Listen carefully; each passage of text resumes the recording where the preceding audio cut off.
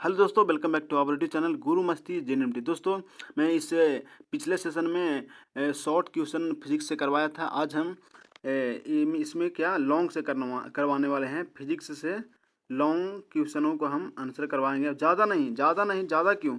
अब एग्ज़ाम आपको एकदम बहुत ही नज़दीक है, तो आप ज़्यादा क्वेश्चनों को नहीं ध्यान दें, ज़्यादा क्वेश्चन पर ध्यान नहीं दें। हम आप लोग को इसमें 15 वैसे क्वेश्चन को करवाएंगे जो डायरेक्टली 2023 में एग्जाम आएगा। ठीक है, 15 गो में जो लॉन्ग क्वेश्चन हम करवाने वाले, दीर्घ उत्तरीय है ना, दीर्घ उत्तरीय प्रश्न को हम करवाने वाले हैं। सिर्फ 15 गो, शायद 3 गो पूछता है ना, तो 3 गो में कंफर्म है, 2-3 गो जरूर पूछ ही देगा इससे, मतलब 3 गो पूछ डालेगा, तीनों इसी से पूछेगा। ठीक है, तो आइए हम बिना समय को गवाए हुए डायरेक्टली क्वेश्चन पर चलते हैं। चलिए आइए, पहला नंबर क्वेश्चन है।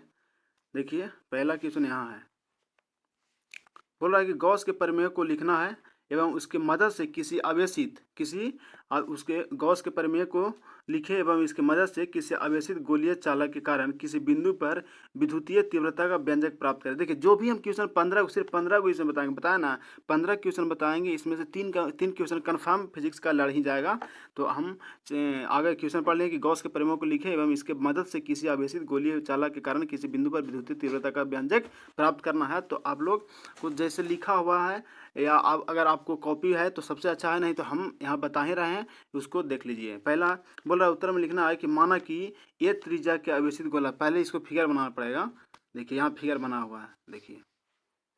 अब इसी फिगर को बनाने के बाद ऐसा क्वेश्चन पूछा, इस फिगर को बनाने के बाद आप पूरा जो फिगर में यूज किए हैं, जो भी बनाने का प्रक्रिया आप यूज किए हैं, पूरा आप लिख डालिएगा। जैसे देखिए क्या लिखा हुआ है कि ये त्रिज्या मान लीजिए, देखिए यहाँ पास देखिएगा, ये त्रिज्या यहाँ पास है, ये त्रिज्या के आवेशित गोला की सतह पर, देखिए यहाँ ये जो है वो त्रिज्या है, आवेशित दिखा के हटाएंगे। ठीक है, सतह पर प्लस क्यू आवेश एक समान रूप से वितरित है। क्यू आवेश, यहाँ क्यू आवेश है ना, एक समान रूप से वितरित है। इस आवेश गोले के केंद्र से आर दूरी पर, कहाँ आर दूरी पर, देखिए आर दूरी यहाँ है, आर दूरी पर क्या कर रहा है, आर दूरी पर पी एक बिंदु है। आर दूरी पर देखिए पी है ना, ये यहाँ पास पी एक क्या है, बिंदु है, जहाँ विद्युतीय तीव्रता का व्यंजक प्राप्त करना है। इसी पर क्या करना, विद्युतीय तीव्रता का व्यंजक प्राप्त करना है। इसके लिए आर त्रिज्या के एक गोलार्ध सतह की कल्पना की गई है, जो गौसीय सतह का क्या कहा जाता है। ठीक है, अब चलते हैं केस 1, 2, 3 में। उस तरह से आपको इसको हम निकालेंगे व्यंजक को।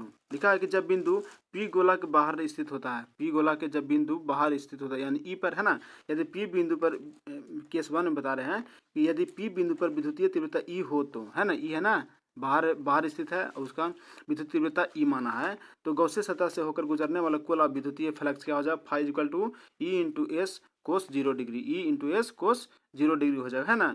और फिर आगे है कि phi equal to E into S का मान 4πr² होगा, है ना। ये जो एरिया है, और कोस 0 के मान सभी जानते हैं कि 1 के बराबर होता है, इज इक्वल टू ई, और इसको ई इंटू 4πr², ई और 4πr² इंटू में हो जाएगा। देखिए ई और इंटू में हो गया। अब आगे क्या करते हैं कि अब गॉस के प्रमेय से, ठीक है, एक एक करके समझाएंगे। अब गॉस के प्रमेय से यदि किसी बंद सतह से होकर गुजरने वाला विद्युतीय फ्लक्स जो होता है, phi equal to 1/ε0 into X, है ना, बंद तल के भीतर आवेश, है ना। फाई अब क्या होगा कि phi is equal to 1/ε0 into Q हो जाएगा। ठीक है, आगे चलिए। अब इसको हम समीकरण फर्स्ट इसको मान लिए थे, इसको समीकरण फर्स्ट मान लिए थे, और समीकरण फर्स्ट या फिर सेकंड को यहाँ मान लें, कौन कि phi is equal to ε0 into Q, इसको सेकंड हम मान लें। ठीक है, अब करते हैं समीकरण फर्स्ट एवं सेकंड से करेंगे। तो फर्स्ट क्या था, इक्वल दोनों करना है कि E into 4πr² is equal to, ये सेकंड आया कितना कि 1/ε0 इंटू क्यू। अब यहाँ से ई को मान निकाल लेंगे तो क्या आ जाएगा, 1/4πε0 इंटू क्यू/r² आ जाएगा। ठीक है, चलिए आगे। उसके बाद वो केस फर्स्ट में हो गया। ठीक है, केस फर्स्ट में जो आ गया, आने के बाद क्या करना है, इसको चुपचाप इसको डब्बा में बंद कर देना। ठीक है, अब केस सेकंड में थोड़ा सा देख लीजिए और आगे। 5 नंबर के है तो भाई थोड़ा बड़ा रहेगा ना, है ना, एक लाइन में थोड़ी आंसर दे देना है। केस बी में है कि जब बिंदु गोला के अंदर से स्थित हो, जब बिंदु गोला के अंदर स्थित हो, है ना। देखिए तो फिगर दिखाते हैं फिर से। देखिए जब गोला के बाहर स्थित होता है तो ई दिखाया, अब अंदर स्थित होता है, गोला के अंदर स्थित हो, कब अब क्या पहला स्थिति दिखाया क्या कि गोला के बाहर स्थित है ई पर, है ना। अब दूसरा स्थिति में, दूसरा केस में अब गोला के अंदर स्थित होगा, तब क्या होगा। ठीक है, तो चलिए आइए, अंदर स्थित होता है तो हम मतलब केस बी में देख रहे थे कि जब बिंदु गोला के अंदर स्थित हो, इस स्थिति में गॉस प्रमेय से है ना कि फाई इज इक्वल टू होगा एप्सिलॉन नॉट इंटू 1/एप्सिलॉन नॉट इंटू एक्स बंद तल के भीतर स्थित आवेश, यानी फाई इज इक्वल टू 1/एप्सिलॉन नॉट इंटू ई जो होगा क्यू जो होगा क्यू के मान जो होगा 0 के बराबर हो जाएगा, है ना। अंदर जो आवेश होता है उसको 0 होता है, किसी भी गोला के अंदर स्थित वस्तु का जो आवेश होगा वह 0 के बराबर होगा। अब पूरा क्या हो जाएगा, 0 हो जाएगा, है ना। इक्वेशन 4 मानिए, ये 3 ऊपर 4 मान लिए। तो अब समीकरण फर्स्ट एवं 4 से ई का मान जो होगा सॉरी इधर क्या था, first E is equal to E into 4πr², अब 4 से आ गया 0 आ गया, तो दोनों के इक्वल किए तो ई के मान क्या आ गया, 0 आ गया। क्या आ गया, मानिए इक्वेशन 5 या नहीं मानिए। अब करना है कि समीकरण 4 एवं 5 की मदद से एक समान रूप से आवेशित गोले के कारण किसी बिंदु पर विद्युतीय तीव्रता का व्यंजक है यानी कि प्राप्त होगी, है ना। समझ गए। इस तरह से पहला क्वेश्चन का आंसर हम लोग को खत्म करता होता है। ठीक है, अब हम चलते हैं कुछ दूसरा नंबर क्वेश्चन में। जो भी क्वेश्चन बता रहे हैं ना एकदम 100% आपका 2023 में एकदम आएगा ही आएगा, इसलिए आप लोग हम 15 क्वेश्चन बताएंगे, 15 देख लीजिए, उसमें से 3 क्वेश्चन एकदम कन्फर्म है वही आएगा। चलिए आते हैं 10वां नंबर में, किरचॉफ के नियम को लिखना है। किसके नियम को, किरचॉफ के नियम को लिखना है और समझाना है ना। इस नियम का उपयोग कर व्हाइट-स्टोन ब्रिज के संतुलन की आवश्यक शर्त प्राप्त करें। ठीक है, अगर यहाँ नहीं निकलता है कि व्हाइट-स्टोन ब्रिज के, तो यहाँ तक जरूर बोलेगा किरचॉफ के नियम को लिखे और समझावे। 2 का नियम होता है ना, केसीएल केवीएल है ना, केसीएल केवीएल पर इस नियम के उपयोग का व्हाइट-स्टोन ब्रिज 5 नंबर के है तो हो सकता है ये भी ऐड कर दे। ठीक है, बहुत सिंपल है, व्हाइट-स्टोन ब्रिज की यूज करना है और क्या करना है, संतुलन की आवश्यक शर्त प्राप्त करना है। तो चलिए आते हैं पहला कि किरचॉफ का नियम के बारे में जानते हैं कि विद्युत परिपथ में धारा एवं विभवांतर के विभव को ज्ञात करने के लिए, है ना, धारा को और विभवांतर को ज्ञात करने के लिए किरचॉफ के नियम ने 2 नियम को दिया था। पहला नियम है धारा को प्राप्त करने के लिए, दूसरा है वोल्टेज विभवांतर को प्राप्त करने के लिए। तो धारा को प्राप्त करने के लिए पहले वाला हम फिगर पढ़ा थी, नियम को पढ़ते हैं। तो पहला नियम क्या है कि इस नियम के अनुसार किसी बिंदु पर मिलने वाली विद्युत धाराओं का जो बीजीय योग होता है तो क्या होता है, शून्य हो जाता है, यानी मिल रहा है जैसे इनकमिंग और आउटगोइंग इज इक्वल टू 0 होता है। आगे है हम बताएंगे।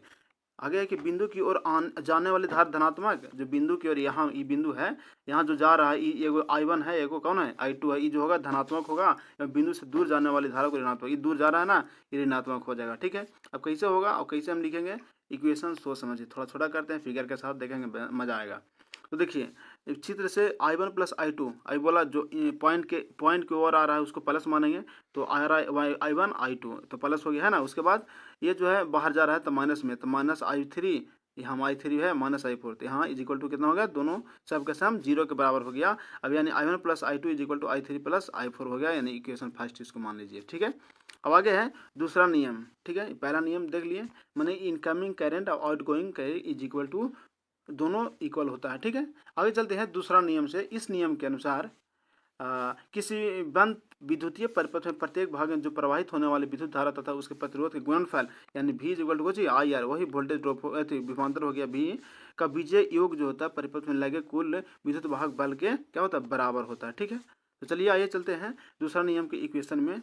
देखिए फिगर समझिए, ये फिगर बना हुआ है। ठीक है, देखिए ये फिगर बना हुआ है एक यहाँ और इधर, इसको IR ये इसको ये दोनों के सम दोनों तीनों का सम 0 के इक्वल हो जाता है ना। अब चलते हैं कि चित्र से बंद परिपथ में विद्युत धारा प्रतिरोध के गुणनफल का बीजीय योग यानी I1 R1 है ना, IR V equal to IR बताया था ना, यानी V1 हो गया, V2 V3, यानी I1 R1 plus I2 R2 plus I3 R3, है ना।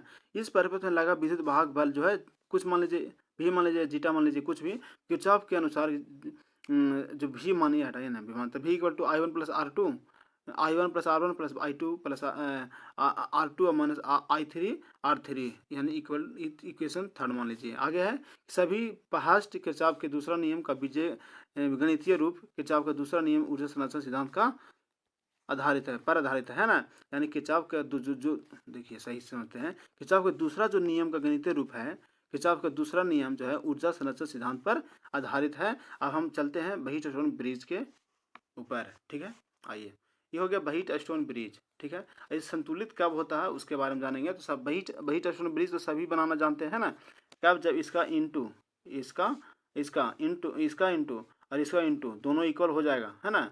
तो यह जो होता है क्या, मतलब इलेक्ट्रॉन ब्रिज संतुलित हो जाता है, तो नीचे बीच में जो गैल्वेनोमीटर लगा है यानी ये हट जाएगा, सीधा सीधे क्या हट जाएगा। कब, जाइए उसके बारे में जानते हैं कि वही इलेक्ट्रॉन ब्रिज क्या है, उसके बारे में थोड़ा सा लिख दीजिए, सबसे अच्छा रहेगा कि यदि चार प्रतिरोधों के एक चतुर्भुज के चारों भुजाओं के रूप में जोड़ा जाए, जैसे आप इलेक्ट्रॉन ब्रिज का फिगर बनाइएगा ना, बस उसी को विश्लेषण कर देना है, ठीक है।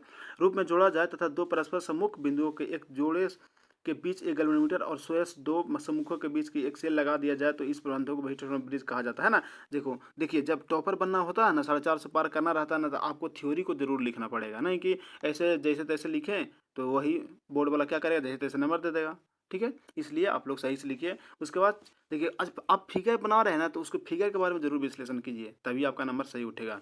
आगे के चित्र में इलेक्ट्रॉन ब्रिज का परिपथ दिखाया गया है। इसमें ऊपर दिखाया ना, जिसमें चार जो प्रतिरोध है P Q R S I इस त्रिभुज की चार भुजाओं के रूप में जुड़े हैं, है ना। अब संतुलन का कार्य कैसे होता है, कैसे क्या होता है, उसके बारे में जानेंगे कि इलेक्ट्रॉन ब्रिज को संतुलन की अवस्था में कहा जाता है जब गैल्वेनोमीटर से होकर कोई धारा प्रवाहित ना होता है। अभी बोले ना कि बीच का मान जो, जब इसका काम खत्म हो जाता है ना, ये काम खत्म हो जब संतुलन होता है, तो उसी के बारे में हम लोग पढ़ेंगे, बताएंगे।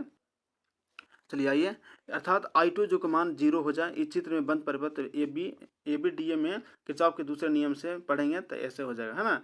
आप लोग फिगर बनाइएगा और एक बार सोल्यूशन जरूर कर लीजिएगा आप लोग, ठीक है। यहाँ फिगर तो मेरा बगल में नहीं है कि आप एक एक करके बताते हैं, ठीक है। इसलिए आप लोग जरूर आप लोग इसको देख लीजिएगा सही से। आप कॉपी में बनाइए ना, आज आप कॉपी में फिगर बनाइए यहाँ पास, ठीक है। तो कॉपी में बनाकर और क्या करना है कि आप ये रख लीजिए बगल में और इसको समझ लीजिए सही से क्या क्या लिखा हुआ है, ठीक है। आगे चलते हैं। इसी प्रकार बंद परिपथ में अब क्या BCD में चल रहा है, किसी में BCD में, ऊपर किस में चला, हाँ ABDA में चला है, अब नीचे चला है कुछ BCDB में, उसके अनुसार यहाँ इतना आ गया। अब क्या करेंगे आगे, तो देखिए चलिए, अब पूरा फाइंड करने के बाद जो मेरा फाइनल आएगा, देखिए करते जाइए। अब जो मेरा फाइनल जो आएगा, अब संतुलन करने के बाद जो इक्वेशन मिलेगा वो क्या मिलेगा कि PS is equal to QR में नहीं है। आप ऊपरे अच्छा से बनाइए, उसके बाद लास्ट में जरूर लिखना न भूलिए, ठीक है। अगर बीच में कहीं मिस्टेक भी कर जाते हैं तो आप इसको लिखना मत भूलिएगा, यहाँ से लिखना आप कभी नहीं भूलिएगा, ठीक है। क्योंकि PS plus QS is equal to QR plus QS। अब PS जो होगा QR के बराबर होता है, PS जो होता है QR के बराबर हो जाएगा, क्योंकि QS कट जाएगा ना, हाँ, इसलिए PS इक्वल टू QR। अब P/Q इसको डालेंगे, यानी P/Q, P को Q के नीचे लाएंगे, है ना, Q को नीचे लाएंगे P के नीचे, है ना, कि अब यहाँ से Q जो लाएंगे P के नीचे, तो P के नीचे Q हो गया equal to RS, P/Q is equal to R/S। अभी जो हो गया प्रूफ हो गया और संतुलन हो गया ना, जो भी कहिए संतुलन यह हो गया।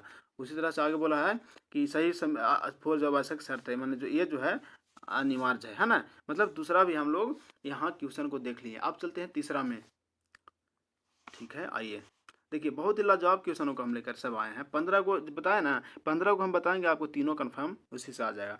देखिए 11 नंबर छोड़िए ना, ये लिखा हुआ क्या से, हम तीसरा नंबर बता रहे हैं कि बायो सवर्तला है ना, बायो सवर्त नियम को क्या करना है, लिखना है।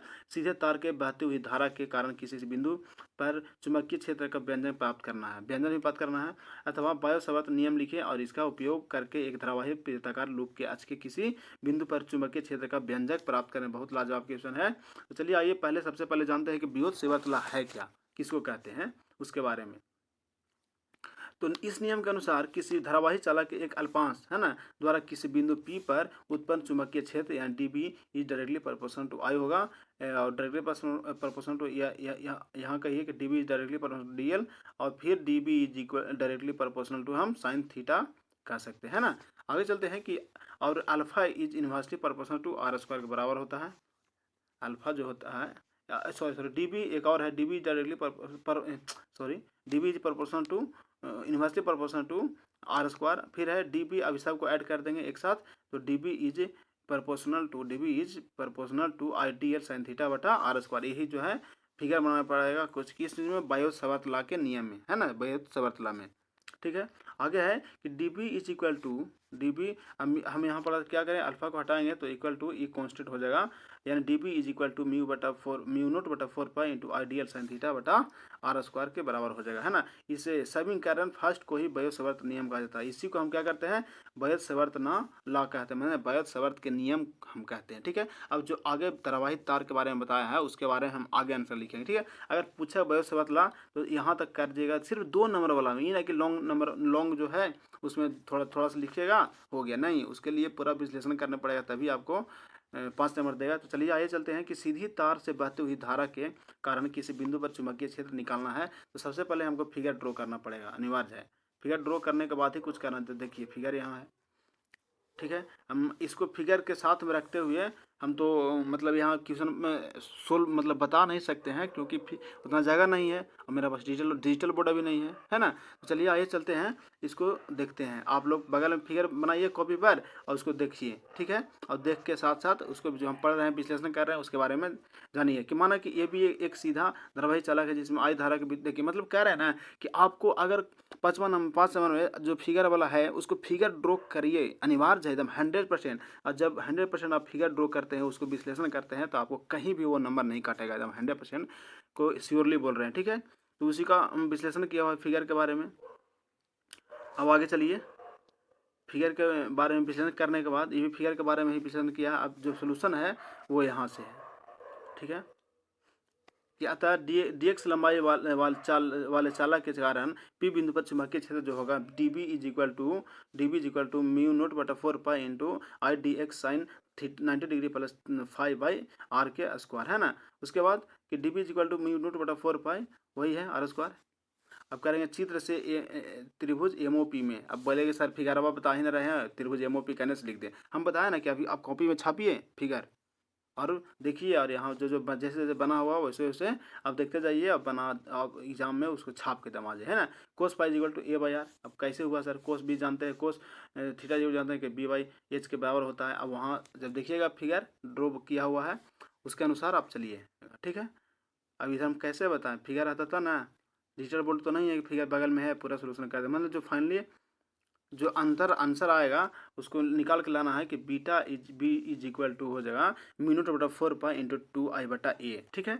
मतलब यहाँ आ जाएगा, यही व्यंजक हो गया, है ना, एक्सप्रेशन हो गया। प्रूफ लिखना जरूरी नहीं है, ठीक है। यहाँ ये लिखना जरूरी है कि समीकरण 7 नहीं लिखना जरूरी है कि अनंत लंबाई वाली धारावाहिक चालक के कारण किसी बिंदु पर चुंबकीय क्षेत्र का जो व्यंजक है यहाँ प्राप्त हो गया, ठीक है।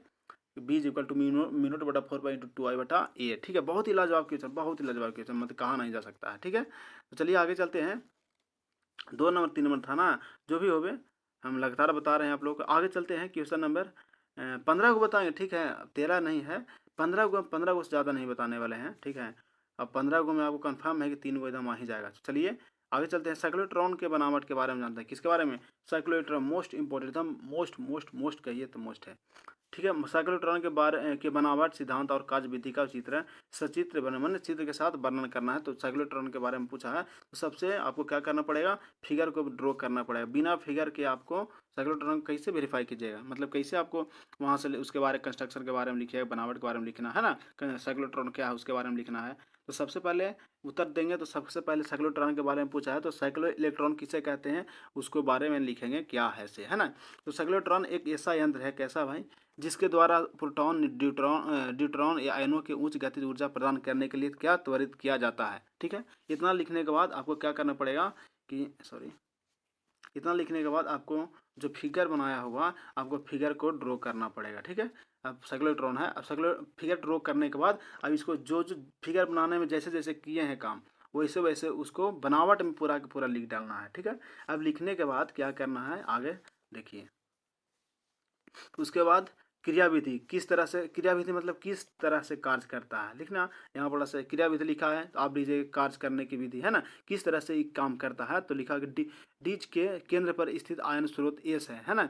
अब एस कहाँ है, सब फिगर से पता चलेगा, फिगर तो यहाँ है नहीं, इसलिए आप लोग कॉपी पर फिगर छापिए और सीधा इसको समझिए। एस से उत्सर्जित आवेशित कण डीज के अंदर अर्धवृत्तीय गति करते हैं, उन पर विद्युतीय क्षेत्र का प्रभाव नहीं पड़ता है, लेकिन चुंबकीय क्षेत्र द्वारा वृत्तीय पथ पर गतिशील होते हैं। जब आवेशित कण एक दूसरे के डीज में जाता है तो इसका वेग क्या होता है, बढ़ जाता है, जिसके फलस्वरूप उसकी त्रिज्या भी बढ़ जाती है। जब वृत्तीय पथ की त्रिज्या लगभग r होती है तब आयन की महत्तम चाल प्राप्त होती है और और उस महत्तम चाल के विक्षेपक प्लेट द्वारा स्लिट के से बाहर निकाल लिया जाता है। यह कार्य हुआ, कार्य विधि उसको लिख सकते हैं ना, कार्य करने की विधि। अब है सकल इलेक्ट्रॉन की क्या आवृत्ति है, फ्रीक्वेंसी क्या है ना। तो इस चुंबकीय क्षेत्र बी के अधीन विद्युतीय गति के लिए आवश्यक विकेंद्र बल चुंबकीय बल Q into vector B cross vector भी क्रॉस वेक्टर बी से प्राप्त होता है। अब अतः एफ इज इक्वल टू होता है एफ भी स्क्वायर एम भी स्क्वायर बटा आर इक्वल टू क्यू भी हम कह सकते हैं ना। अतः वेक्टर बी, इसलिए वेक्टर बी तथा वेक्टर बी परस्पर क्या हुआ, लंबवत है। अब भी इज इक्वल टू लिख दें क्या, क्यू बी आर बटा एम है ना, या 2 पाई आर, भी जो है भी का मान हुआ 2 पाई आर बटा टी और क्यू बी आर बटा एम तो है ही है ना। अब टी इज इक्वल टू क्या हो जाएगा 2 पाई एम बाई क्यू बी, ठीक है। टी के यहाँ से टी के मान निकला है, तीसरा गुना करके। अब आगे चलते हैं, अब आवृत्ति, अब क्या निकला, आवृत्ति जो निकल गया एफ इक्वल टू 1/t हम जानते हैं। अब टी का मान था क्या, मतलब ये था कि 2 पाई एम बटा क्यू बी, तब क्यू नीचे है तो नीचे वाला ऊपर चलते यानी क्यू बी बटा 2 पाई एम। अब चलते हैं क्या लिखा इसमें, समीकरण 2 हो गया। अब समीकरण 2 द्वारा व्यक्त आवृत्ति का जो साइक्लोइलेक्ट्रॉन आवृत्ति का, इसी को इस आवृत्ति को हम साइक्लोइलेक्ट्रॉन की आवृत्ति कहते हैं, ठीक है। अब साइक्लोइलेक्ट्रॉन का उपयोग कहाँ कहाँ होता है उसके बारे में जानते हैं। तो इसका उपयोग इसमें त्वरित ऊर्जा युक्त आयन द्वारा निम्नलिखित कार्य में होता है। कहाँ कहाँ होता है, चलिए आइए देखते हैं कि नाभिक पर बमबारी करके, किसके पर, नाभिक पर बमबारी करके नाभिकीय अभिक्रियाओं के अध्ययन में किया जाता है साइक्लोइलेक्ट्रॉन का यूज। दूसरा में है कि ठोस पदार्थों में आयनों को रोपित करके उनके गुणों से सुधार करने तथा नए पदार्थों को संश्लेषित करने में उपयोग किया जाता है, किसको, साइक्लोइलेक्ट्रॉन को। आगे देखिए तीसरा है कि रोगों के उपचार के लिए रेडियो एक्टिव पदार्थों को उत्पन्न करने में उपयोग किया जाता है साइक्लोइलेक्ट्रॉन को, ठीक है। यहाँ हम लोग समझ गए। अब आगे चलते हैं, ठीक है, आइए। तो आगे है, कहाँ है, यहाँ है ना। चलिए देखिए, ये है प्रकाश के लिए हाइगेंस, बहुत ही लाजवाब क्वेश्चन है, एकदम छपेगा 2023 में, ठीक है, एकदम छपेगा, मोस्ट इंपॉर्टेंट, ताबड़तोड़ हम बोलते हैं ना, ताबड़तोड़ इंपॉर्टेंट है ना। मतलब प्रकाश के लिए हाइगेंस का तरंग सिद्धांत लिखे। हाइगेंस के प्रकाश तरंग सिद्धांत के आधार पर प्रकाश के परिवर्तन अथवा अपवर्तन के नियम को भी क्या करना, सिद्ध करना है ना। तो आइए चलते हैं उत्तर में कि तरंग सिद्धांत, न्यूटन की कणिका सिद्धांत प्रकाश के बाद की घटनाएं जैसे प्रकाश का व्यतिकरण, विवर्तन एवं ध्रुवण की व्याख्या नहीं कर पाया, जिसे बताने के लिए बाद में हाइगेंस ने एक सिद्धांत दिया जिसे हाइगेंस का तरंग सिद्धांत कहा जाता है। समझ रहे हैं ना, यह जो है हाइगेंस महोदय जी, वह व्यतिकरण, विवर्तन एवं ध्रुवण की जो व्याख्या नहीं कर पाए, इसलिए क्या बताने के लिए, जिसे बताने के लिए बाद में हाइगेंस ने माने व्यतिकरण, विवर्तन और ध्रुवण को तो व्याख्या नहीं कर पाए, लेकिन उसी को बताने के लिए एक सिद्धांत दिया जिसे हम हाइगेंस का सिद्धांत कहते हैं, ठीक है। आगे चलते हैं, उसके बारे में पूरी तरह से जानते हैं। चलिए आइए, हाइगेंस के अनुसार आगे कि हाइगेंस को ऐसा विश्वास था कि कैसा, उसके पहले मैंने हाइगेंस के बारे में हम लोग पहले चर्चा करें है ना, तरंग सिद्धांत के बारे में बताएंगे। लोग तो सीधा मतलब एक्सप्रेशन लिख देगा, थोड़ा बहुत परिवर्तन के नियम परिवर्तन लिख के हो गया खत्म। अरे वैसे नहीं देगा भाई, टॉपर वैसे नहीं बनते हैं। सबसे पहले जो बता रहा है ना हाइगेंस के तरंग सिद्धांत, उसके बारे में पहले विश्लेषण करना पड़ेगा, मतलब लिखना पड़ेगा, ठीक है। मेरा स्पीड थोड़ा बोलने का स्पीड थोड़ा ज़्यादा है, तो आप लोग कवर कीजिए, कोई दिक्कत नहीं होगा, ठीक है। चलिए आते हैं, विश्वास था कि प्रकाश का तरंग धैर्य तरंग है, ठीक है, जो तरंग की गति की दिशा में काल्पनिक माध्यम ईथर में 3 × 10⁸ मीटर प्रति सेकंड की चाल से संचरित होता है। हाइगेंस का तरंग सिद्धांत प्रकाश के परिवर्तन, अपवर्तन, व्यतिकरण एवं विवर्तन की सफलतापूर्वक व्याख्या की गई, परंतु ध्रुवण के बारे में है ना, किसके बारे में, ध्रुवण के बारे में यह सिद्धांत कुछ नहीं बता सका, जिसे बाद में मैक्सवेल के विद्युत चुंबकीय तरंग सिद्धांत के आधार पर व्याख्या किया गया, ठीक है। अब चलते हैं परिवर्तन के नियम और फिर अपवर्तन के नियम के बारे में जानेंगे। तो सबसे पहले परिवर्तन पूछा है, तो आइए जानते हैं कि माना कि x, y एक समतल दर्पण के तथा p q r, देखिए फिगर बनाया भाई, देखिए फिगर बोलते हैं ना कि कोई भी अगर क्वेश्चन दिया है फिगर से है तो फिगर बनाना नहीं भूलिएगा आप लोग, फिगर ना बनाना नहीं, भले 2 बात कम लिख दीजिएगा लेकिन फिगर बनाना कभी नहीं भूलिएगा। यह जो है परिवर्तन के हाइगेंस तरंग सिद्धांत के परिवर्तन के नियम है ना, उसी को सिद्ध किया है। तो सबसे पहले आप फिगर को बनाना मत भूलिएगा।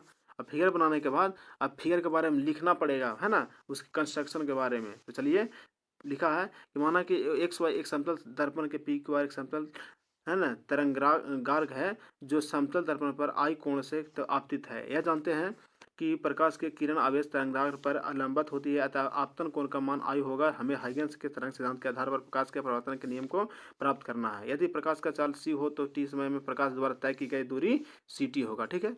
अब आगे फिगर है, फिगर सबसे पहले बना बोले ना कि सबसे पहले आप लोग फिगर बनाइएगा, उसके बाद जो करना है काम तमाम करिएगा। देख रहे हैं फिगर पूरा लुक रहा है ना। चलिए आगे चलते हैं। चलिए देखिए अब फिगर के अनुसार कि पी के या फिगर में पी के कहाँ कहाँ है आप लोग को देखना पड़ेगा। उसके बाद डेल्टा, उसके बाद सॉरी त्रिभुज एल ओ ए समरूप है, समरूप त्रिभुज है। हम लिख सकते हैं कि पी के बटा L O is equal to P A by L A. ठीक है, आप लोग फिगर बनाइए उसके बाद समझिएगा, हम तो डायरेक्ट बता दे रहे हैं कि सी टी बटा L O is equal to P A by L A. देखिए अभी हमारे पास उतना चीज़ अवेलेबल नहीं है, जिसके वजह से हम बगल में फिगर रख कर आपको एक एक करके सोल्यूशन नहीं कर पा रहे हैं। ठीक है, तो हमें खेद भी है, थोड़ा बहुत लग भी रहा है कि आगे है कि पुनः त्रिभुज पी एस सी तथा त्रिभुज एल ए बी समरूप है। हम लिख सकते हैं, क्या लिख सकते हैं, पी सी बटा L B is equal to P A बटा एल ए, है ना। अब सी टी बटा L A is equal to क्या, पी ए बटा एल ए होगा, उसी को लिखा है। उसके बाद समीकरण फर्स्ट तथा सेकंड से चलेंगे तो सी टी बटा L O by C T बटा एल बी के बराबर हो जाएगा।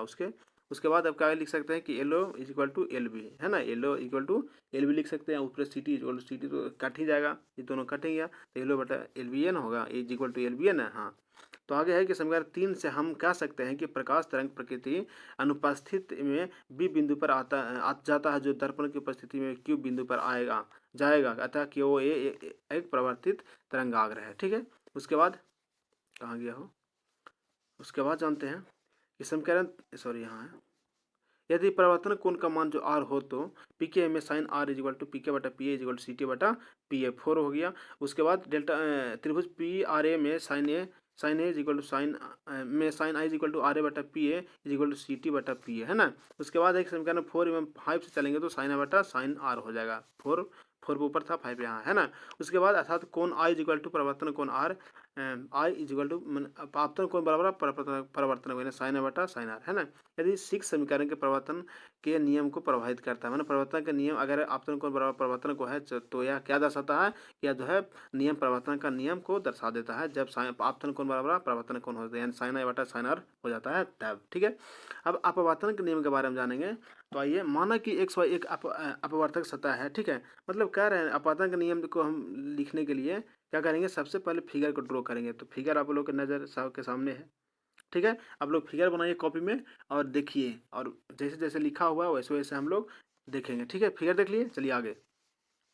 अब इसको कंस्ट्रक्शन के बारे में लिखा है, अपवर्तन के नियम कंस्ट्रक्शन पूरा एक्स वाई मान लेते हैं, एक्स वाई ए ओ लंदपन देवानंद, है ना। मतलब सबसे पहले आप लोग को फिगर बना के उसके बारे में कंस्ट्रक्शन के बारे में लिखना पड़ेगा कि क्या क्या किया है उसके साथ, है ना। अपवर्तन के नियम लिखने के बाद उसके बाद क्या करेंगे कि रचना, है ना, मतलब इसको पहले पूरा विश्लेषण करेंगे कि दूरी C1 है ना। मतलब इसको मतलब विश्लेषण करने के बाद अब रचना लिखेंगे कि अब हम क्या करें। थोड़ा बहुत रचना ज़्यादा नहीं होता है, थोड़ा बहुत जो मेन पॉइंट होता है उसके बारे में रचना में लिखना है ना। अब बाकी जो ऊपर लिखे कि अपवर्तन के नियम है कि पूरा लिख देना है। ठीक है, अपवर्तन कैसे होता है, परिवर्तन कैसे होता है सो, और रचना में इसके बनावट के बारे में जो मेन पॉइंट है उसके बारे में, है ना।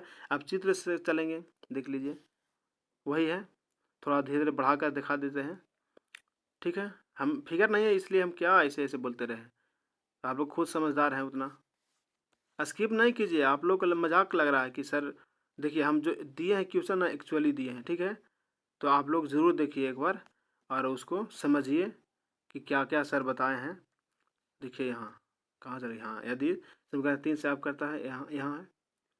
अब पता नहीं कौन मान आर हो तो, है ना, त्रिभुज पी के में देखिए कैसे किया है। आगे चलिए, ठीक है। अब देखिए मेन जो है यहाँ है, अब वर्तन में क्या होता है कि μ2 बटा μ1 बटा μ2, इसको और लिख सकते हैं ऐसे। हाँ, यहाँ तो लिखो क्या है जी, यहाँ लिखा है कि साइन आई बटा sine R is equal to C1 बटा C2 इज इक्वल μ2 बटा μ1, या तो पूरा लिख सकते हैं नीचे कि μ1 बटा μ2 is equal to sine R, है ना, साइन आर या साइन आई बटा साइन आर हो जाएगा।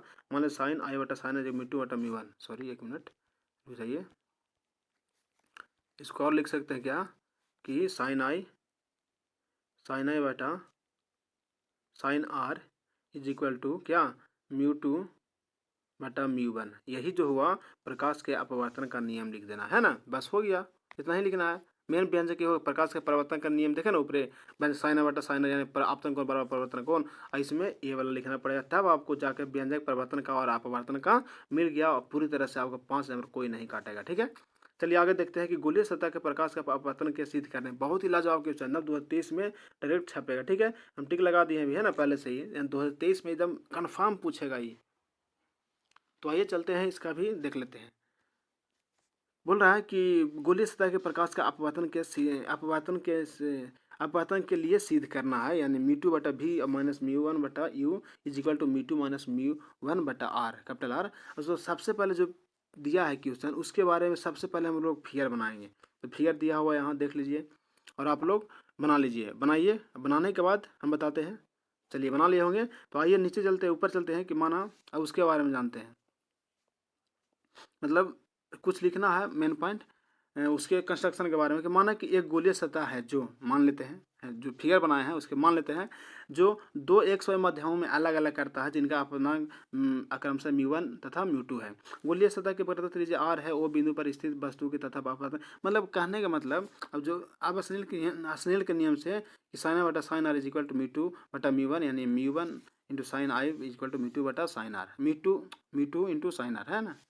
अब देखिए, अब पूरा फिगर बना के उसके बाद कंस्ट्रक्शन पूरा लिख दीजिए, उसके बाद समीकरण, यहाँ सॉरी समीकरण बोल रहे हैं। अब साइन बटा साइन आर हम लिख सकते हैं कि sine I is equal to I, और sine R is equal to लगभग आर के बराबर होगा।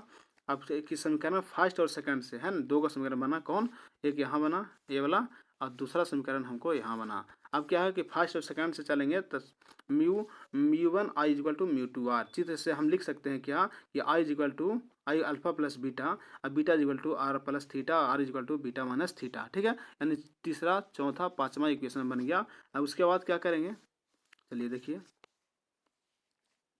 उसके बाद करना है कि ये समीकरण 3 में आई तथा आर का मान देने पर, आई और आर का मान देंगे तो क्या बनेगा, हमारा ये बन जाएगा इक्वेशन, ये इसको 6 मान लीजिए। ठीक है, अब आगे है कि पुनः चित्र से क्या करेंगे, इस तरह से निकालेंगे तो एक इक्वेशन फिर से बनेगा कि अल्फा इक्वल टू इतना, बीटा इक्वल टू इतना, क्यू इक्वल टू इतना बन जाएगा। इसको समीकरण 7 मान लिया। ठीक है, उसके बाद समीकरण 6 एवं 7 से करेंगे तो फाइनली मेरा जो आएगा यहाँ तक आएगा। ठीक है, उसके बाद ची प्रॉपर्टी के प्रयोग से जो आएगा वो मेरा बन जाएगा कि यहाँ बन जाएगा, यानी क्या बनेगा कि म्यू2 बटा भी माइनस म्यू1 बटा यू इज इक्वल टू म्यू2 माइनस म्यू1 बटा आर।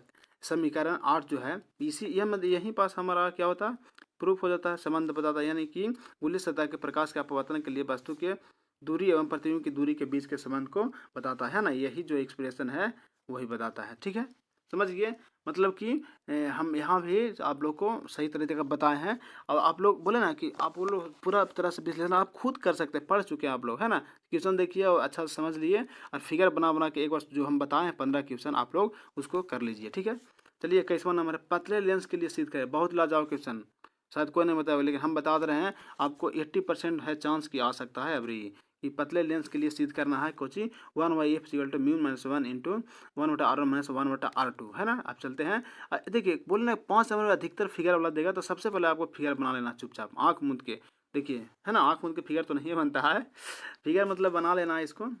अब फिगर बनाने के बाद क्या करना है, विश्लेषण करना है फिगर के बारे में सबसे पहले। तो आइए, चित्र में म्यू अपवर्तनांक वाले, है ना, कौन म्यू अपवर्तनांक वाले पदार्थ से बना एक पतला लेंस को दिखाया गया, यहाँ दिखाया गया, मतलब इसी के कंस्ट्रक्शन के बारे में पूरा का पूरा लिख देना है। ठीक है, उसके बाद लिखने के बाद क्या करना है कि गोलीय सतह के प्रकाश अपवर्तन के लिए हम फिगर अभी पढ़े कि म्यू2 बटा भी, इसी को सिद्ध करना है ना, म्यू2 बटा भी माइनस म्यू1 बटा यू, सॉरी अभी फिगर ऊपर, सॉरी एक क्वेश्चन जो हम ऊपर वाला बताएं वही बताएं, प्रकाश से अपवर्तन से क्या होता है कि म्यू2 बटा भी माइनस म्यू1 बटा यू इज इक्वल टू म्यू2 माइनस म्यू1 बटा आर होता है। अब पहले गोलीय सतह के लिए समीकरण जो होगा म्यू1 बटा भी माइनस म्यू2 होगा यहाँ, बटा म्यू1 बटा U is equal to mu minus म्यू1 बटा R1 होगा। ठीक है, दूसरे गोलीय के लिए ये बन जाएगा, दूसरे पहले के लिए बने, दूसरे के लिए बनेगा म्यू2 मान लेंगे पहले, म्यू2 माइनस म्यू1 कर देंगे, R2 वो R1 के 1 के लिए था तो म्यू माइनस म्यू1 और म्यू2 माइनस म्यू1 बटा ये R2 हो गया, यहाँ R1 था, 1 के लिए था, ये 2 के लिए, है ना।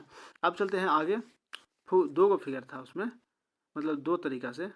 अब इसको क्या करेंगे कि सबको सोल्यूशन करने के पहले क्या है कि समीकरण 2 और 3 से जोड़ने पर इतना प्राप्त हो जाएगा, है ना, इतना प्राप्त होगा। अब इसको क्या बोले, इक्वेशन 4 मान लेंगे, है ना। आगे है कि यदि लेंस के किसी सतह के माध्यम से स्थित हो तब क्या होगा कि म्यू1 जो होगा म्यू2 के बराबर होगा, या म्यू डैश हम मान लेंगे, दोनों को बराबर होगा, इसको हम म्यू डैश मान लेंगे। ठीक है, अब उसी को सोल्यूशन करते हुए क्या प्राप्त होता है देखिए, आप लोग देख रहे हैं ना, फिगर बना के एक को सोल्व करते चलिए। यदि लेंस हवा में स्थित हो तो म्यू का मान तो 1 होता ही है। अब फाइनली इक्वेशन पतले लेंस के प्राप्त हो जाएगा कि 1/f is equal to mu minus 1 into 1/r1 minus 1/r2। यह जो है लेंस का सूत्र, मेकर सूत्र है, लेंस मेकर सूत्र। ठीक है, समझ गए, यहाँ कर देना फाइनली हो गया। आगे देखते हैं क्वेश्चन नंबर 22 में बोल रहा है कि संयुक्त सूक्ष्मदर्शी या खगोलीय दूरबीन से, आप लोग को लग रहा है कि सर तो जैसे तैसे पार कर रहे हैं, पार नहीं कर रहे दोस्तों। आप लोग को हम इसको कहने का मतलब ना, क्वेश्चन को इंडिकेट कर दे रहे हैं कि ये पूछेगा। भले आपको यहाँ मोबाइल में नियमन से नहीं दिखाई दे रहा हो, या तो मतलब जो हम क्वेश्चन जो बता रहे हैं, लेकिन वही मोस्ट इंपॉर्टेंट है। आप लोग चाहे तो यहाँ से तो कर ही लिए, थोड़ा कल अलग भर रिविजन, यहाँ तो पता भी चलिए कौन कौन पूछ रहा है। तो आप लोग एक बार अपना कॉपी खोल कर जरूर देख लीजिए। आगे है कि संयुक्त सूक्ष्मदर्शी या खगोलीय दूरबीन के बनावट एवं, पहला क्या, संयुक्त सूक्ष्मदर्शी या उसी को खगोलीय दूरबीन कहते हैं, कि बनावट एवं क्रियाविधि को समझावे तथा इसका आवर्धक क्षमता का व्यंजक भी प्राप्त करना है। तो चलिए, पहला है संयुक्त सूक्ष्मदर्शी। पहले लिखने से पहले क्या करना है, पहले फिगर बना लेना। यह है क्या, संयुक्त सूक्ष्मदर्शी है। क्या है, किसका फिगर है, तो संयुक्त सूक्ष्मदर्शी का, संयुक्त सूक्ष्मदर्शी का फिगर है। तो सबसे पहले इसको फिगर बनाइए। अब फिगर बनाने के बाद क्या करना है, इसके कार्य मतलब इसका कंस्ट्रक्शन को दर्शाना है, बनावट कैसे कैसे बनाए हैं, क्या क्या लिए है ना। तो क्या करना है, संयुक्त सूक्ष्मदर्शी के दो उत्तल लेंस समकक्षीय रूप में स्थित होते हैं। वस्तु की ओर ताले वाले लेंस को अभिदृश्यक, वस्तु की ओर होता है उसको अभिदृश्यक लेंस कहते हैं, या वस्तु लेंस के जबकि नेत्र की ओर वाले लेंस को हम नेत्रिका लेंस कहते हैं ना। नेत्रिका लेंस की फोकस दूरी तथा अभिमुख अभिदृश्यक लेंस के फोकस दूरी के एवं अभिमुख से क्या होता है, बड़ा होता है ना। चलिए, मगर फिगर लिखने मतलब कि फिगर लिखने के बाद पूरा बनावट लिखना पड़ेगा, स्ट्रक्चर कैसे कैसे क्या किए हैं। अब स्ट्रक्चर लिखने के बाद क्या करते हैं कि आवर्धन क्षमता हम निकालना है। कैसे निकला कि हम जानते हैं कि दूरदर्शी की जो आवर्धन क्षमता होता है एम बराबर होता है अंतिम प्रतिबिंब द्वारा जो नेत्रिका पर बना कोण होता है वो उसका मान, बटा नीचे में वस्तु के द्वारा अभिदृश्यक लेंस पर बना कोण का मान होता है। यानी क्या होगा, आवर्धन क्षमता का व्यंजक। अब एम इक्वल टू बीटा बटा alpha is equal to C D by भी, और भी ए बी बटा डी ए डी है ना। मतलब बीटा को मान निकाल कर और अल्फा को मान निकाल कर यहाँ पास पुट कर देना है। चलते हैं अब आगे सॉल्यूशन करते हुए। ठीक है, देखिए क्या प्राप्त हो जाएगा, देखिए यहाँ आ गया एम इजिकल टू वी बटा म्यू नोट बटा mu naught into capital D by you ई। अब है ई मतलब आई लेंस, वो ऑब्जेक्टिव लेंस है ना, ऑब्जेक्ट मीन्स मैंने वस्तु का प्रतिबिंब, ऑब्जेक्ट इमेज आई इमेज।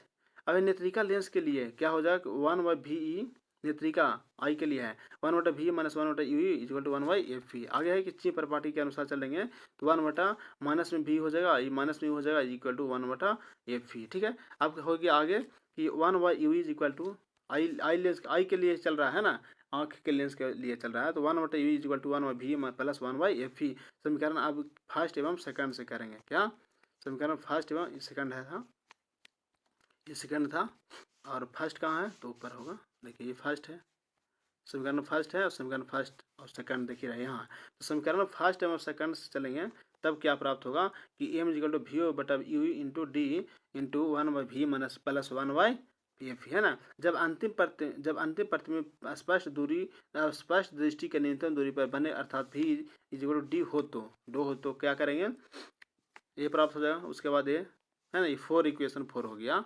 अब चलेंगे जब अंतिम प्रतिबिंब अनंत पर बने हो, कहाँ, अब अनंत पर बनता हो तो भी इज इक्वल टू इनफिनाइट हो जाएगा। तो उसके अनुसार क्या मिल जाएगा, M is equal to V बटा U into capital D by F ही बन जाएगा, ये प्राप्त हो जाएगा है ना। पाँचवा समीकरण 4 अब आगे करेंगे कि समीकरण 4 एवं 5 संयुक्त समराशि का आवर्धन क्षमता का व्यंजक है ना। 4 और 5 दोनों बोल रहा है, 4 और 5 M is equal to V बटा U E into capital D by F, ये 4 ये 5 हो गया। एक यहाँ है, ये दोनों जो है क्या है, आवर्धन क्षमता है किसका, तो संयुक्त सूक्ष्मदर्शी का। आगे है खगोलीय दूरबीन का बनावट। संयुक्त सूक्ष्मदर्शी के बारे में हम जान गए, अब है खगोलीय दूरबीन के बारे में। तो खगोलीय दूरबीन के बारे में पूरा लिख लेंगे कि खगोलीय दूरबीन में दो उत्तल लेंस समकक्षीय रूप से स्थित होते हैं। वस्तु की ओर वाले लेंस को हम क्या, अभिदृश्यक, और जो लेंस की ओर जो आंखें की ओर होता है उसको नेत्रिका लेंस कहते हैं। फिर आगे चलते हैं, फिगर बनाना पड़ेगा सबसे पहले है ना। अभी हो गया फिगर बनाइए, उसके बाद इसका भी निकाल दीजिए क्या, आवर्धन क्षमता। ठीक है, तब आपको 5 नंबर मिलेगा। ठीक है, चलिए ये अब हो सकता नहीं पूछेगा, एक आध को चलिए आगे चलते हैं हम। आगे है दृष्टि दोष से थोड़ा सा, तो दृष्टि दोष के बारे में जान लीजिए। आपको दृष्टि दोष तो सभी को पता हो, ये हम लोग 10 में से पढ़ते आ रहे हैं ना जी। तो देख लीजिए आप लोग जरूर कि दृष्टि दोष एवं उसका निवारण के बारे में समझाना है। तो पहले सबसे पहले क्या करना पड़ेगा, पूरा नहीं बताएं, पूरा विश्लेषण आपको करना पड़ेगा। हम इसमें कुछ नहीं बताने वाले हैं, बस थोड़ा सा बता देने वाले हैं कि मानव नेत्र में 4 प्रकार के दृष्टि दोष होते हैं। पहला सभी को पता निकट दृष्टि दोष, दूसरा दीर्घ दृष्टि दोष, तीसरा अभिमुखता, चौथा जड़ दृष्टि दोष। और आप लोग इस चारों का क्या करना है ना कि ये तो पर टाइप्स लिख दिया, टाइप्स लिखने के बाद सभी का विश्लेषण कर दीजिए हम एक एक करके कि निकट दृष्टि दोष किसे कहते हैं, है ना, इसका उदाहरण क्या है ना, कि इसके ये कारण नेत्र नेत्र नेत्र जो लेंस का गोल लेंस का फोकस दूरी क्या होता है, घटता है, बढ़ जाता है, नेत्र गोलक का होता है, सब के पूरा मैंने इसको बजाते ढोलक बजाते मैंने बैंड बाजा के साथ साथ दुल्हन को लाना है, होता है ना, मैंने बैंड बाजा के साथ पूरा के पूरा सजा कर लिख देना है। उसके बाद आपको 5 नंबर में एक भी नंबर काटने का उसका औकात नहीं होगा, ठीक है। पहला है कि निकट दृष्टि दोष है ना, बोले ना कि पूरा दर्शा देना है, पूरा क्या है नहीं है। देखिए हम पढ़ेंगे ना, आप लोग से हम समझा दिए ना पहले बार में कि निकट दृष्टि दोष के बारे में पूरा लिख दीजिए। उसके बाद यह दोष निम्नलिखित के किसके कारण होता है, इससे कैसे कारण किस कारण होता है, क्या होता है कि नेत्र लेंस के रेटिना के बीच की दूरी क्या होता है, बढ़ जाता है। चलिए आइए एक बार हम पढ़ते थे साथ ही साथ। इस दोष से युक्त आंखों में निकट स्थित वस्तु को स्पष्ट रूप से देख पाती है, परंतु दूर की वस्तु को स्पष्ट रूप से देख नहीं पाता है। आगे है, यह दोष निम्नलिखित 2 कारणों से होता है। पहला नेत्र लेंस और रेटिना के बीच की दूरी को बढ़ जाना, दूसरा है कि नेत्र लेंस के फोकस दूरी समान रूप से घट जाना। इन दोनों कारणों से अनंत से चलने वाले प्रकाश किरणें रेटिना पर मिलने के बजाय रेटिना के पहले ही फोकस हो जाती है, इसलिए नहीं दिखा देता होगा। अब है कि दोष युक्त आंख वहाँ पी बिंदु को निकट दृष्टि का दूर बिंदु पॉइंट कहा जाता है। उपचार कैसे करते हैं कि इस दोष को दूर करने के लिए अवतल लेंस का उपयोग कर देता है, किसका, निकट दृष्टि दोष को उपचार के लिए। इसको फिगर बनाइए, फिगर जरूर बनाइएगा, ठीक है, फिगर जरूर बनाइए, फिगर छोड़ना नहीं है। फिगर जो है एग्जाम के लिए मार्क्स उठाने के लिए एकदम मोस्ट इंपॉर्टेंट है। आगे एक आवश्यक लेंस की क्षमता, अब क्षमता नहीं निकालेगा तो ये चलेगा, लेकिन लिखना पड़ेगा पूरा, है ना। चलिए आगे, आगे है निकट दृष्टि दोष हो गया। अब दूर दृष्टि दोष इधर लिखा लो, है ना, दीर्घ दृष्टि दोष है ना, मैंने दीर्घ कहिए दूर दृष्टि दोष कहिए। निकट दृष्टि दोष हो गया, अब यहाँ पास दिया है दूर दृष्टि दोष, तो दूर दृष्टि दोष के पूरा लिखेंगे, इसके निवारण करेंगे, कैसे निवारण होता है, इसको होता क्यों है, कैसे होता है, क्यों होता है ना, फिगर बनाएंगे, उसके बाद आगे चलेंगे। चलिए आगे चलते हैं। ई वाला नहीं निकलेगा तो लेंस सूत्र से ये जो है उत्तल लेंस की क्षमता ये क्या क्या है ना, ये तो जानवर करते हैं, इसको निकालना जरूरी नहीं है। आगे जरा दृष्टि दोष के बारे में बताएंगे, प्रेस बायोपिया बोलते हैं। जरा दृष्टि दोष के बारे में लिखेंगे पूरा, है ना, ये वृद्धावस्था में होता है ना, कौन में, वृद्धावस्था में जरा दृष्टि होता है, न दूर के वस्तु बोलेगा न निकट के वस्तु, इसलिए इसको हम बाइफोकल लेंस का यूज करते हैं, ठीक है। आप लोग इसको देख लीजिएगा पूरा जापते जा। अब बिंदुकता के अस्टिग्माटिज्म बच्चों के में होता है ना, है ना, ज़्यादातर बच्चों में होता है, बेलनाकार लेंस का उपयोग किया जाता है। अभिमुखता के बारे में पूरी तरह से लिखिएगा, उसके बाद लिखने के बाद कहाँ है, पूरा का पूरा नंबर आपको दे देगा। चलिए आगे चलते हैं कि प्रकाश विद्युत प्रभाव क्या है। बहुत अच्छा क्वेश्चन है, बहुत लाजवाब क्वेश्चन, आपको 2023 के लिए भी लगाइए, ताबड़तोड़ है ना, ताबड़तोड़ इम्पोर्टेंट। बोले प्रकाश विद्युत प्रभाव क्या है, इसके नियमों को क्या करना, लिखना है, आइंस्टीन द्वारा इसकी व्याख्या कैसे की गई उसके बारे में भी व्याख्या करना है। चलिए आइए जानते हैं कि प्रकाश, सबसे पहले कि प्रकाश विद्युत प्रभाव किसे कहते हैं। तो कुछ पदार्थ ऐसे पाए जाते हैं जिन पर जब उच्च आवृत्ति के प्रकाश अर्थात विद्युत चुम्बकीय तरंग को आपतित किया जाता है तब उससे इलेक्ट्रॉन उत्सर्जित होने लगते हैं। इस घटना को हम क्या कहते हैं, प्रकाश विद्युत प्रभाव कहा जाता है। बहुत ही अच्छा। और उसके बाद कि प्रकाश विद्युत प्रभाव के नियम के बारे में कि प्रकाश विद्युत प्रभाव के निम्नलिखित नियम है जो इस प्रकार है। क्या नियम है, पहला कि किसी तरह से फोटोन इलेक्ट्रॉन का निकलना आपतित प्रकाश की आवृत्ति पर निर्भर करता है, न कि उसकी तीव्रता पर, ठीक है। दूसरा है कि उत्सर्जित फोटो इलेक्ट्रॉन की महत्तम गतिज ऊर्जा आपतित प्रकाश की आवृत्ति पर निर्भर करता है, ठीक है। तीसरा है कि फोटो इलेक्ट्रॉन की महत्तम गतिज ऊर्जा आपतित प्रकाश की तीव्रता पर निर्भर नहीं करता, ठीक है। चौथा है कि प्रति सेकंड उत्सर्जित होने वाले फोटो इलेक्ट्रॉन की संख्या प्रकाश की तीव्रता पर निर्भर करता है, ठीक है।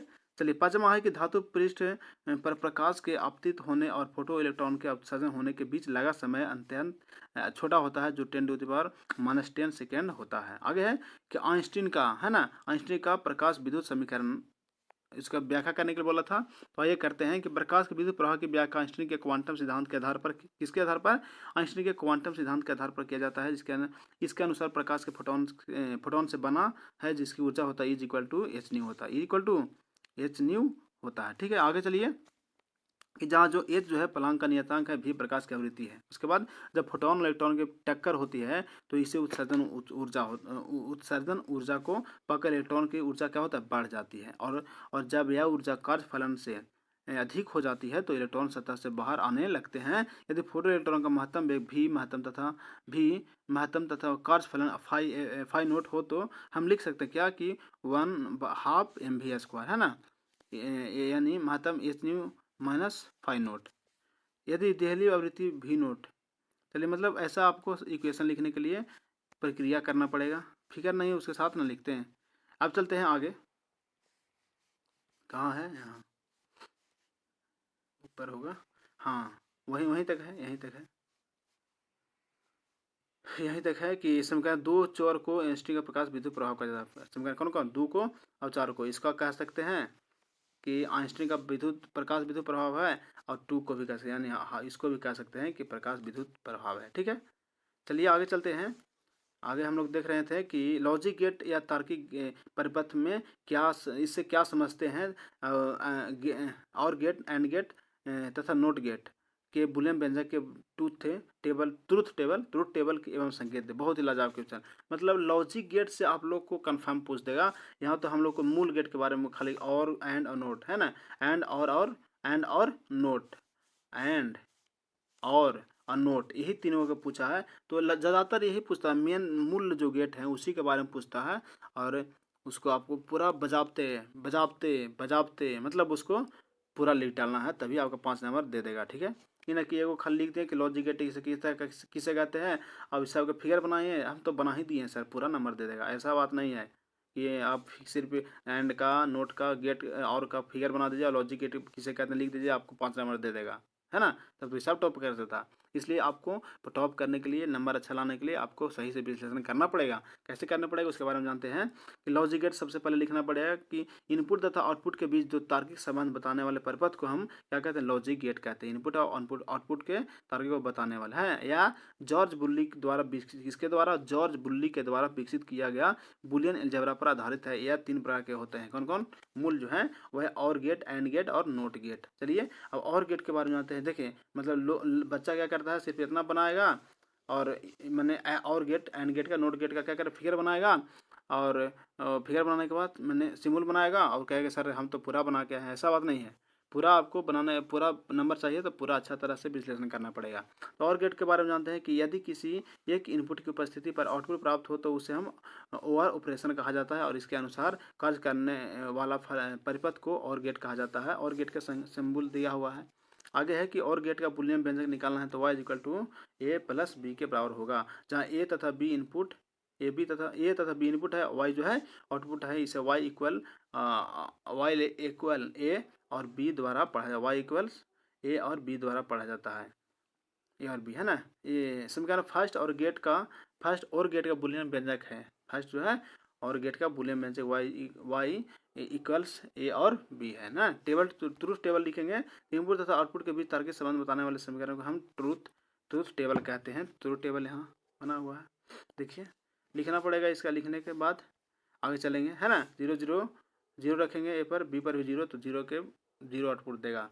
इनपुट में ए पर 0 1 तो 1 देगा, 1 0 तो फिर 1 देगा, 1 1 तो 1 देगा, मैंने सिर्फ 0 0 में कंडीशन में 0 देगा, बाकी सब कंडीशन में 1 देगा। ठीक है, आगे है कि एंड गेट। अब एंड गेट का पूरा बारे में लिखना है कि यदि आउटपुट की उपस्थिति के लिए प्रत्येक इनपुट की आवश्यकता हो तो इसे एंड ऑपरेशन कहा जाता है, तथा इसके अनुसार कार्य करने वाला परिपथ एंड गेट कहलाता है। एंड गेट का सिंबल लिखा हुआ है, देखिए इसका है, एंड गेट का है। उसके बाद है कि एंड गेट का बुलियन व्यंजक लिखा है y equals A and B, है ना, डॉट है, y equals A and B, इसको पढ़ेंगे, जहाँ ए एवं बी इनपुट है, वाई आउटपुट है ना। मैंने इसी के बारे में पूरा बताया है।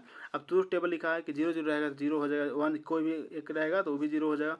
ए पर देंगे करंट तो वाई पर नहीं, 0 बी पर ना देंगे तो फिर 0 हो जाएगा। 0 ए पर 0 है, बी पर 1 है तो फिर 1 हो जाएगा, 1 1 दोनों पर है, ये 1 हो जाएगा। ठीक है, चलिए आगे देखते हैं। एंड और एगो बच गया नोट ना।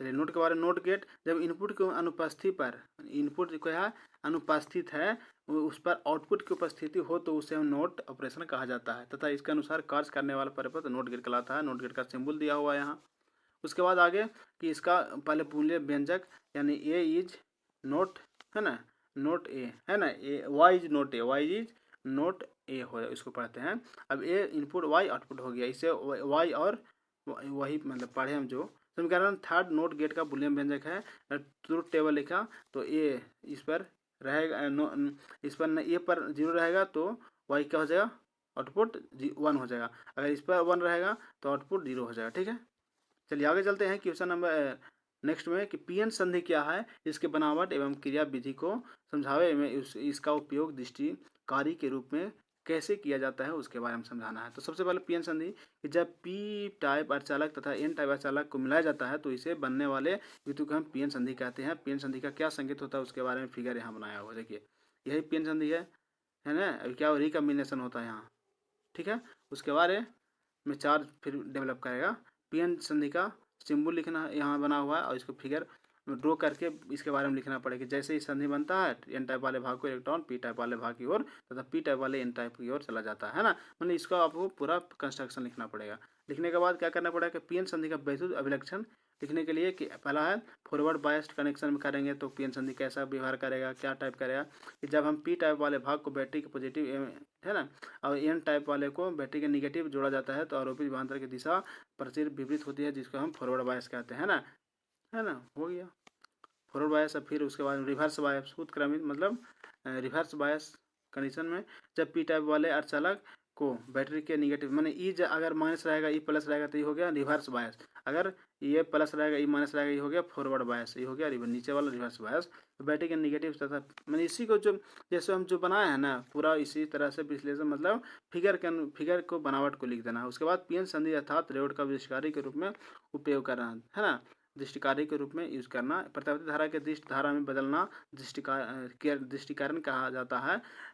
अपने दृष्टि गुण के कारण पीएन संधि का उपयोग दृष्टिकारी के रूप में किया जाता है ना, इस तरह से फिगर बनाना पड़ेगा, दृष्टिकारी के रूप में यूज करते हैं। तो आगे है कि इसके लिए परपत अवस्था को ऊपर से मतलब इसका विश्लेषण किया गया है।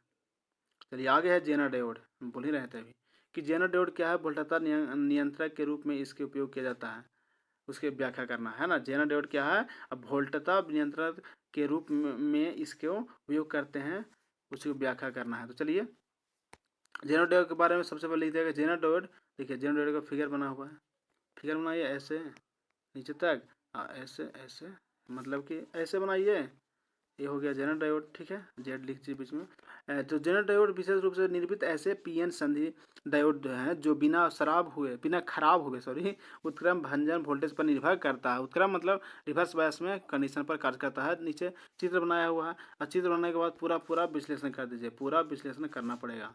करने के बाद आगे है वोल्टता नियंत्रक के रूप में अब जेनर डायोड को कैसे उपयोग करेंगे, कैसे क्या होता है उसके बारे में लिखेंगे। जेनर डायोड का उपयोग करके बनाए गए वोल्टता नियंत्रक का विद्युत परिपथ रेखा आरेख चित्र में दिखाया गया है। फिगर बनाना पड़ेगा, मतलब कहाँ गया है, चलिए यहाँ इसको फिगर बनाना पड़ेगा सबसे पहले। चलिए है ना, देख रहे हैं फिगर। अब फिगर बनाने के बाद नीचे आइए, इसको मतलब हो गया, मतलब इसी का फिगर के बारे में खाली कंस्ट्रक्शन कैसे कैसे किए हैं, क्या हो रहा है, कैसे क्या वोल्टेज क्या गया, कैसे फॉरवर्ड कहाँ फॉरवर्ड लगा कहाँ रिवर्स लगा, इसके बारे में लिखने के बाद आपको यहाँ पूरा लिख दीजिएगा। उसके बाद आपको 5 नंबर खूब आराम से दे देगा, ठीक है। चलिए आगे चलते हैं, एक आध दो क्वेश्चन और है, चलिए आइए देख लेते हैं, करने हैं भाई। चलिए यहाँ है किसी नाभिकीय रिएक्टर की संरचना के विस्तार से लिखना है, नाभिकीय रिएक्टर के बारे में लिखना है, नाभिकीय रिएक्टर के बारे में। तो चलिए थ्योरी है खाली कि वह संयंत्र जिससे नाभिकीय ऊर्जा को ऊष्मा ऊर्जा में परिवर्तित करता है, उससे करके विद्युत ऊर्जा प्राप्त की जाती है, उस परमाणु रिएक्टर या नाभिकीय रिएक्टर कहते हैं, है ना। परमाणु रिएक्टर के प्रमुख भाग है, पहला है कोर। तो कोर क्या है कि यह यूरेनियम के छड़ों द्वारा बना होता है जिस पर एल्युमिनियम धातु की एक परत चढ़ाया जाता है। इसी कोर में विखंडन श्रृंखला की अभिक्रिया होती है जिसके फल परमाणु ऊर्जा जो है ऊष्मा ऊर्जा के रूप में कन्वर्ट करता है। पर अब हमको फिगर बनाना पड़ेगा आपको कि नाभिकीय रिएक्टर का यही फिगर है, ठीक है, देख रहे हैं।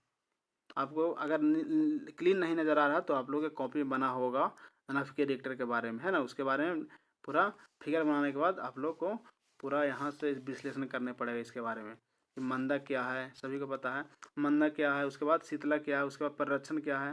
रिएक्टर में ऐसा प्रबंधन रहता है कि अवांछित इलेक्ट्रॉन अवशोषित हो जाते हैं ताकि नाभिकीय अभिक्रिया के नियंत्रण न हो पाए, जिसके लिए रिएक्टर के ईंधन में कैडमियम या बोरान की छड़ें घुसेड़ दी जाती है जो अवांछित न्यूट्रॉनों में अवशोषित कर उन्हें प्रभावहीन कर देती है। ठीक है, मतलब इसको आपको सबसे पहले मंदा क्या लिखना पड़ेगा, उसके बाद शीतला क्या लिखना पड़ेगा, उसके बाद परिरक्षण के बारे में लिखना पड़ेगा। नाभिकीय रिएक्टर के लिख रहे हैं तो उसका लिखने के बाद आपको फाइनल हो जाता है यहीं तक। 8 फीट है ना, यहाँ फाइनल हो जाता है। नाभिकीय रिएक्टर के बारे में मतलब लिख दिया पूरा 5 नंबर आराम से दे देगा। ठीक है, आगे है एक आध दो और है, ज़्यादा नहीं है, लास्ट होगा शायद। अब है कि प्रत्यावर्ती धारा उसका महत्तम मान तथा वर्ग माध्य मूल मान माने RMS वैल्यू √m² को परिभाषित करे, इसके बीच संबंध स्थापित करे तथा वर्ग माध्य का व्यंजक भी प्राप्त करे अथवा प्रत्यावर्ती धारा के लिए। इसी का फिगर दूसरा तरह से क्वेश्चन पूछ सकता है कि प्रत्यावर्ती धारा के वर्ग मूल माध्य मान तथा का क्या महत्व है, इसे परिभाषित करना है। तो सबसे पहले प्रत्यावर्ती धारा कहते किसको हैं, तो यदि किसी कुंडली को किसी समरूप चुंबकीय क्षेत्र में समान गति से घुमाया जाता है तो कुंडली के आधे चक्कर के लिए हमें प्रेरित विद्युत वाहक बल एक दिशा में तथा शेष आधे चक्कर के लिए विद्युत वाहक बल विपरीत दिशा में उत्पन्न होता है। इसके अतिरिक्त विद्युत वाहक बल का मान प्रत्येक क्षण बदलता रहता है ना। ऐसी कुंडली के छोरों को किसी परिपथ में जोड़ने पर परिपथ में भी आधे चक्कर के लिए एक दिशा में और एक शेष आधे चक्कर के लिए विपरीत दिशा में विद्युत धारा प्रवाहित है। धारा का भी प्रत्येक क्षण जो होता है बदलता रहता है, इसलिए ऐसा धारा को हम प्रत्यावर्ती धारा कहते हैं। अब RMS किसको कहते हैं उसके बारे में जाने। देखिए ये है ना, यह है ऐसी धारा प्रत्यावर्ती धारा। हम वर्ग माध्य मूल मान किसको कहते हैं, तो प्रत्यावर्ती धारा के लिए वर्ग माध्य मूल धारा का मान पूरे चक्र में प्रत्यावर्ती धारा के औसत वर्गमूल के बराबर होता है। हम जानते हैं कि तत्कालिक प्रत्यावर्ती धारा इंस्टेंट है ना, I=I0 sin ω t तथा इसका वर्तकाल जो होता है T=2 π/ω और I² sin ω t हो गया। मैंने इसका फिगर बनाना पड़ेगा। फिगर बनाने के बाद जो सूत्र होता है वर्ग माध्य मूल्य मान का, यानी IRMS का जो मान होता है, IRMS का जो मान होता है वो होता है √/√/ इंटीग्रेशन 0 से t, इसको हटाते हैं, 0 से t सॉरी इंटीग्रेशन बोले नहीं, √/0 to t I² dl dt by 0 to 2 by dt है ना। अब इसको अलग निकालेंगे, नीचे का अलग निकालेंगे। निकालने के बाद जो फाइनली मेरा आएगा, कहाँ है देखिए, फाइनली जो आएगा वो हाँ RMS = क्या आ जाएगा, RMS = Y0 यानी I0 जो I max है I0/√2, यानी इसको हम लिख सकते हैं 0.707 I0 है। यानी इसी को हम क्या बोलते हैं, औसत वर्ग धारा के वर्गमूल को वर्ग माध्य मूल मान कहते हैं, वर्ग माध्य मान मूल धारा कहते हैं। इसे आभासी धारा भी कह सकते हैं। और अतः आभासी धारा का जो मान होता है वर्ग माध्य मूल्य मान का बराबर = शिखर मान और √2 के बराबर होता है। यानी IRMS जो होता है, IRMS जो होता है वो शिखर मान माने I मैक्सिमम करंट बटा √2 के बराबर होता है। यही जो हो गया, इसी को पॉइंट करने के लिए हमको बोल रहा था, तो यही एक्सप्रेशन हो गया। ठीक है, समझे। चलिए आगे चलते हैं। आगे देखिए, बस खत्म हो गया है ना।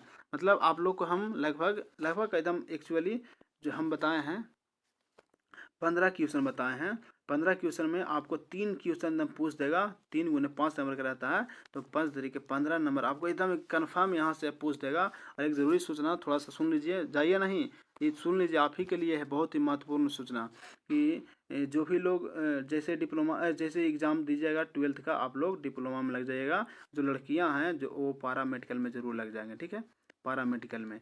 और जैसे लड़के हैं वो डिप्लोमा इसलिए बोल रहे हैं और लड़कियां पैरामेडिकल की इसलिए बोल रहे हैं कि डिप्लोमा में लड़का के लिए तो सीट अच्छा रहता है, लड़कियां भी भर सकती है, लेकिन लड़के पैरामेडिकल भरिएगा लेकिन रैंक आपको 200 के से नीचे लाना पड़ेगा, तब आपका सीट मिलेगा लड़कों के पैरामेडिकल में। लेकिन लड़कियां के लिए बिहार में पैरामेडिकल तो समझिए अच्छा रैंक, मतलब रैंक रहेगा तो पैरामेडिकल में लड़कियां का ज़्यादातर सीट रहता है लड़कियां का ही। ठीक है, उसके बाद लड़का भरता है, इसलिए लड़के लोग डिप्लोमा भरेंगे। और कहिएगा कि सर आप तैयारी कैसे करेंगे, निकलेगा कैसे, तो आपको इसी चैनल पर फ्री क्लास, एक भी पैसा नहीं लिया जाएगा, फ्री क्लास दिया जाएगा। उसमें 100% आपका मतलब इंट्रेंस निकलेगा। ठीक है, तो 100% गारंटी के साथ। अब हम चलते हैं नेक्स्ट सेशन लाते हैं, कुछ ऐसे छोटे छोटे, और बहुत जल्द एक चैनल दे रहे हैं आप लोग को, सॉरी टेलीग्राम दे रहे हैं, उस पर जुड़ जाएगा ताकि क्वेश्चन जो आएगा मतलब और आप लोग डायरेक्ट वहाँ भेज दिया जाएगा हम। ठीक है, मिलते हैं अगले सेशन में, तब तक के लिए धन्यवाद, जय हिंद।